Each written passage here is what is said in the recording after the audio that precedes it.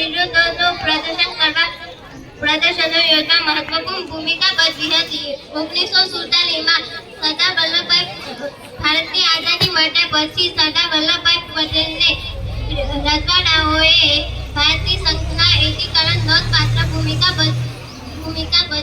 મહત્વપૂર્ણ ભૂમિકા ભજવી હતી. સરદાર વલ્લભભાઈ પટેલ મહાન દ્રષ્ટિ દૂરદેશી ધરાવતા માણસ હતા. દૂરદેશી ધરાવતા